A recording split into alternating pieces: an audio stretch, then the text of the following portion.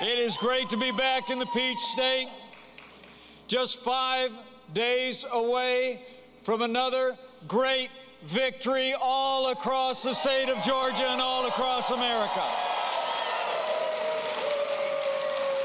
And I'm here for one reason and one reason only.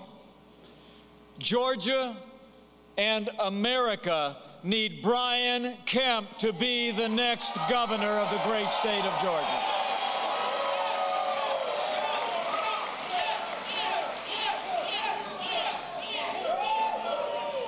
I don't know if you knew this, it's actually Brian's birthday today.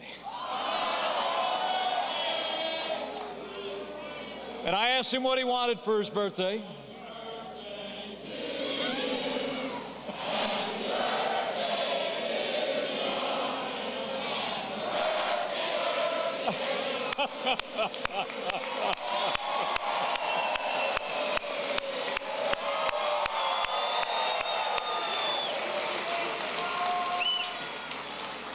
I actually asked him what he wanted for his birthday, and he said, without any hesitation, he wanted 4 more years of strong Republican leadership at the State House in Georgia. And speaking of strong Republican leadership, let me bring greetings from a friend of mine this morning. I talked to him this morning.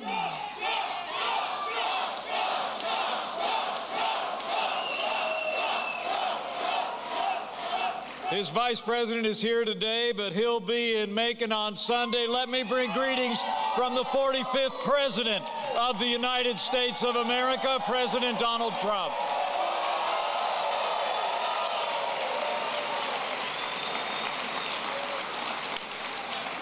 Isn't he something? I got to tell you, it's the greatest honor of my life to serve as vice president to a president who gets up every day and fights to keep the promises that he made to the people of Georgia and the people of America. I mean, think about it.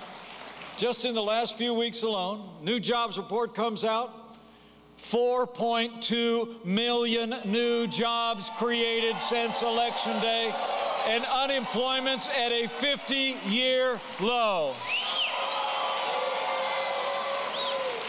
And the unemployment rate for African Americans and Hispanic Americans has set an all-time record, and unemployment for women hasn't been this low in 65 years. The American dream is working again. And we just cut a brand new trade deal with our neighbors to the north and the south. And the U.S.-Mexico-Canada agreement finally puts American jobs, American workers, and American farmers first.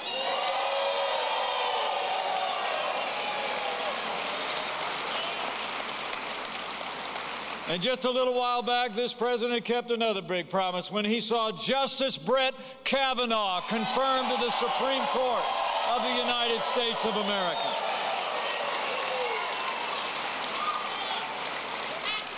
I mean, I got to tell you, I think there's only one way you can describe the last 2 years. It's been 2 years of action. It's been 2 years of results. It's been 2 years of promises made and promises kept. And we're just getting started, Georgia. That's why we need Brian Kemp in the governor's office.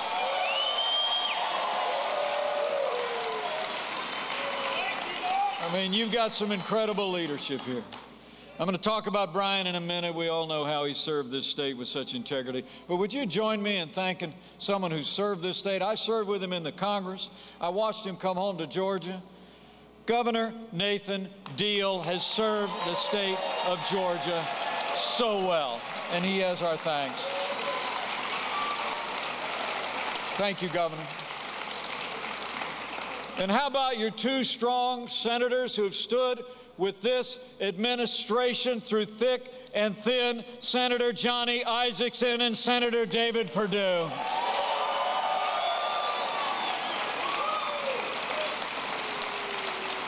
And a man I also served with back when I was a congressman. I know he's your hometown congressman, but he's a principled conservative who stood with this president every step of the way. Congressman Tom Graves, thank you. Thank you for your leadership.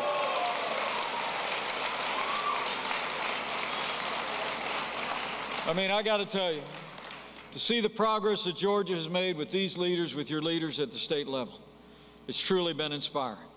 I mean, Georgia right now is ranked consistently as the best state in America to do business, actually for 5 years in a row. Great companies like Mercedes and Pulte Homes have moved their headquarters here. Georgia's home to some of the world's greatest companies, Delta Airlines, Home Depot, Coca-Cola. But to keep it going, we got to keep Georgia growing. We got to have Brian Kemp as the next governor of the state of Georgia.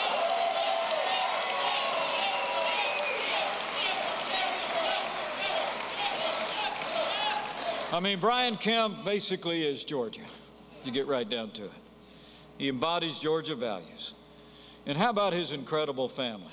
Let's hear it for Marty, Jarrett, Lucy, and Amy. That's going to be a great first family for the state of Georgia. But you all know Brian's story, a small businessman for decades. He built his first business, I was told, with nothing more than a pickup truck and a shovel.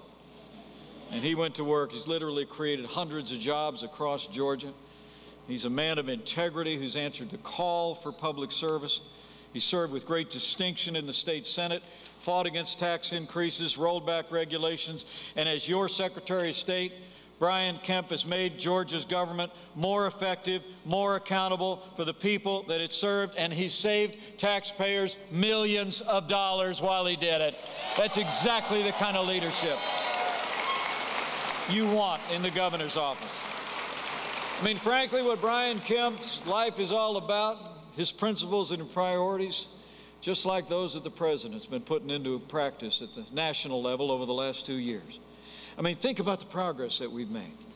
Did you know that this president, with the strong support of your senators and Congressman Graves, this president's actually signed more bills rolling back federal red tape than any president in American history. We've unleashed American energy as never before, and we got America out of that disastrous Paris Climate Accord.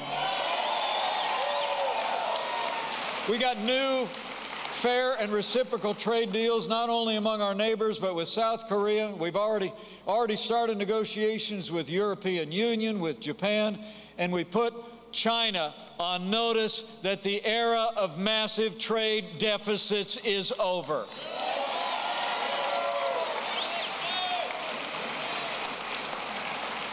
We've been supporting farmers as never before.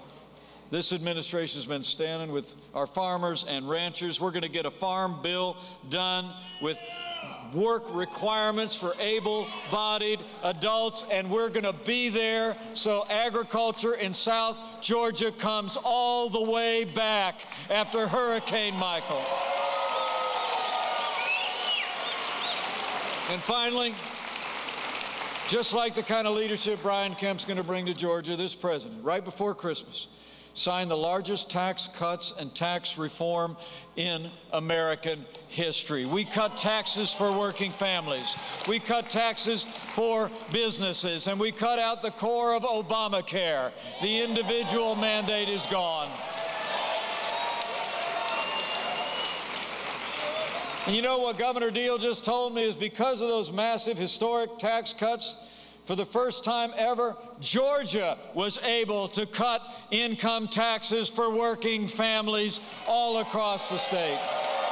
Thank you, Governor. I mean, the truth is, in case you haven't noticed, with the policies President Trump's been advancing and the policies that Brian Kemp will advance and keep going here in Georgia, confidence is back. Jobs are coming back. In a word, America is back, and we're just getting started. It's true.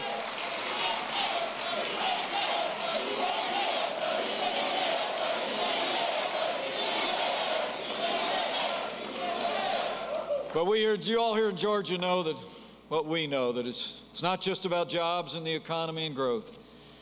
Everything begins with security. And you know, I got to tell you, as the proud father of a United States Marine, I couldn't be more proud to serve with a president who cares so deeply about the men and women of our armed forces and their families.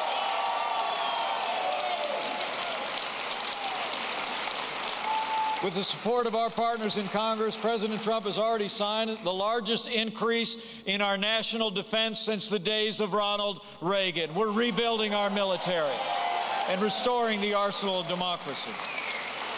And we've been standing with our veterans as never before. All new accountability at the VA, people that aren't providing the health care that our veterans earned in the uniform of the United States are gone. And now our veterans have real choice, veterans' choice for world-class health care. And this president, just like Brian Kemp will do, has stood without apology for the rule of law. President Trump's been appointing strong conservatives to our courts at every level, not just the Supreme Court. Last year, President Trump set a record, the most Court of Appeals judges confirmed in a single year than any president in American history, and they are all principled, conservative men and women who will uphold the God-given liberties in our Constitution, like the freedom of speech, the freedom of religion, and the right to keep and bear arms in the Second Amendment.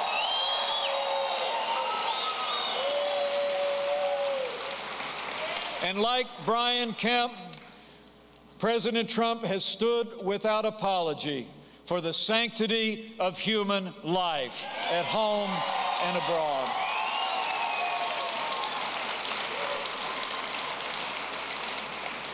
And it's not just security, our national defense, and our veterans and our courts, but it's also about standing with the men and women who serve on the thin blue line of law enforcement.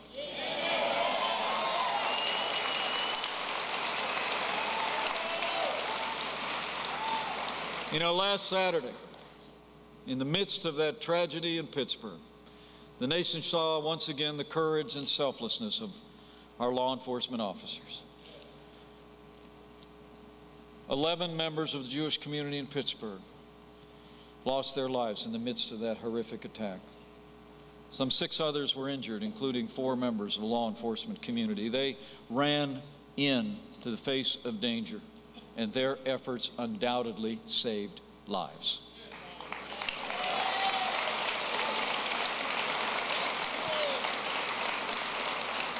As the President and I have made clear, this attack was not just criminal, it was evil. The justice in this case will be swift and severe. We will not allow violence or anti-Semitism to take hold in the United States of America.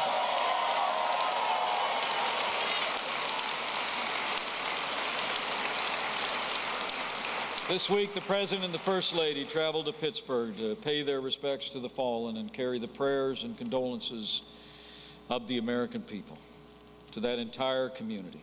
In the days ahead, I promise you, we're going to work closely with leaders at every level to bring these senseless acts of violence to an end. We're going to work together, as President Trump said, to rise above the hate, to move past the divisions, to embrace our common destiny as Americans, and we will always support the men and women of law enforcement who protect our families, protect our lives at the risk of their own.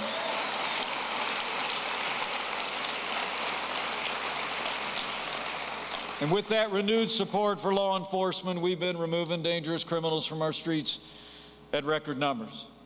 We've also been enforcing our laws. We've been securing our borders. And we've already started to build that wall.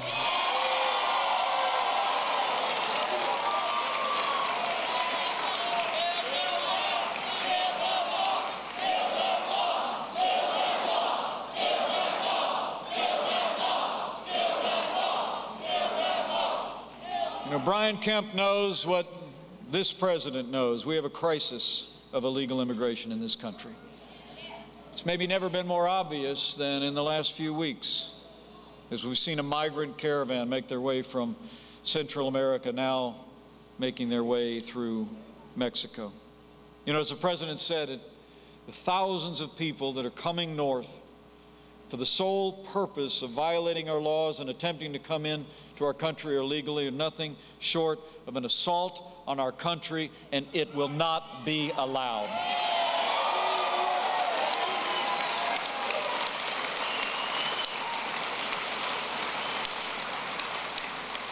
The truth is, these caravans are being used by leftist groups organized by human traffickers with no regard for human life. I mean, the simple truth is these human traffickers profit by taking advantage of loopholes in the laws of our country to entice vulnerable families with young children and the elderly, to make the long and dangerous journey up the peninsula. But the truth is, they're also being driven by the dangerous policies of the Democratic Party. I mean, think about it. Democrats don't want to build a wall. They don't want to secure our border. They don't want to close immigration loopholes that human traffickers use every day to exploit vulnerable people in Central America. And frankly, many of the leading voices in the Democratic Party today are calling on our country to abolish immigrations and customs enforcement. But let me make you a promise. With President Donald Trump in the White House and Brian Kemp in the State House, we will never abolish ICE. We will stand with those men and women in law enforcement.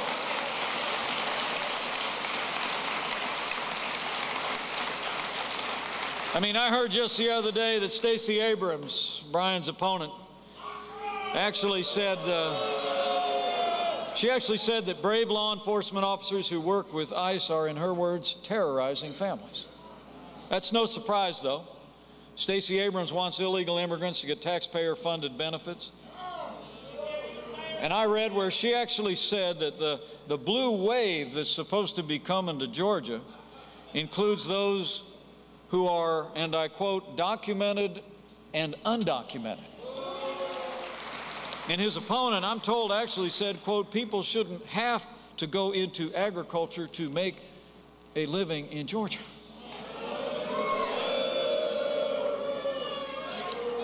And I just heard the other day, Brian Kemp's getting the support of all kinds of hardworking, good people all across Georgia, and Stacey Abrams being bankrolled by Hollywood liberals, sending their support into the state, and some of them come into the state. Like I heard Oprah's in town today. And I heard Will Ferrell was going door to door the other day. Well, I'd like to remind Stacey and Oprah and Will Ferrell, I'm kind of a big deal too.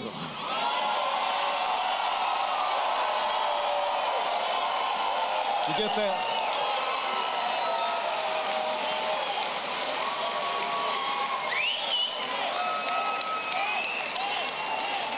And I got a message. I got a message for all Stacey Abrams' liberal Hollywood friends. This ain't Hollywood. This is Georgia.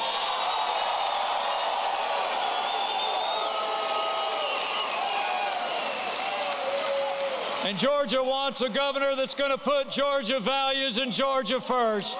And Brian Kemp's going to do just that.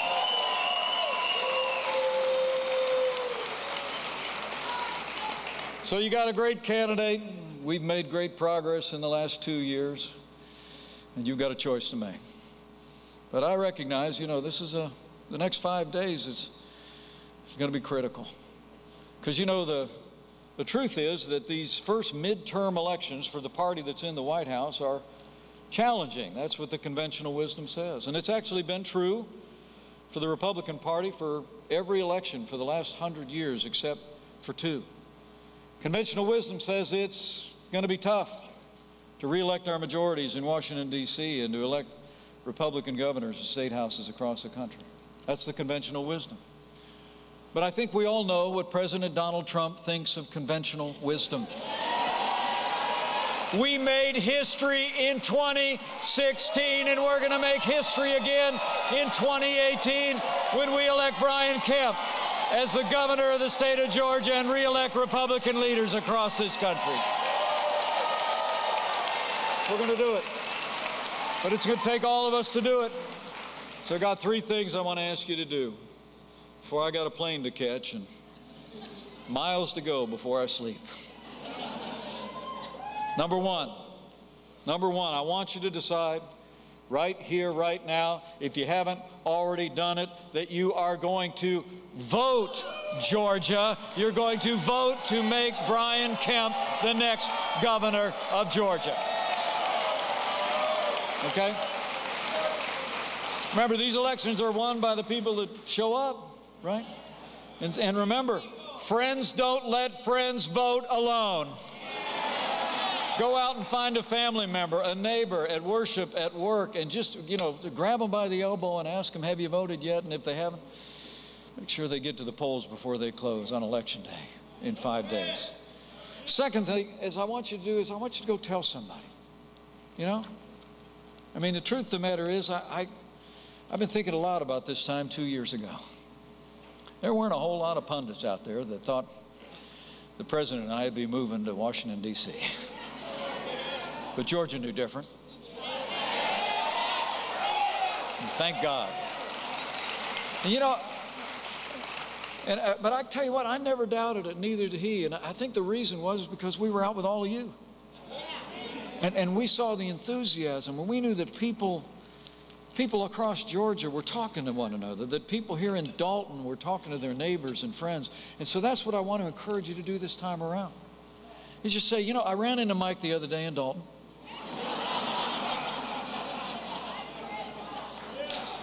And he and Governor Deal and Senator Isaacson and Senator Perdue are all fired up about making Brian Kemp the next governor of the state of Georgia. And so you got to go tell them. Just tell them about this good man. Tell them about this man of integrity. Tell them about the foundation in his life, the great family, his proven conservative record to be able to build on the momentum for the state of Georgia. Tell them about the choices we made. Just tell them with Brian Kemp in the State House, you ain't seen nothing yet, Georgia. And lastly, I'd encourage you to do one more thing, and this one I know Brian and I, we bonded very early because we both stand on the same rock. And I will tell you, in the 5 days that remain here, it seems like across this country, there's more focus on what divides us in America than ever before in my lifetime. But I'll always believe, and I know Brian believes, there will always be more that unites us in these United States of America than will ever divide us. And chief among that is faith.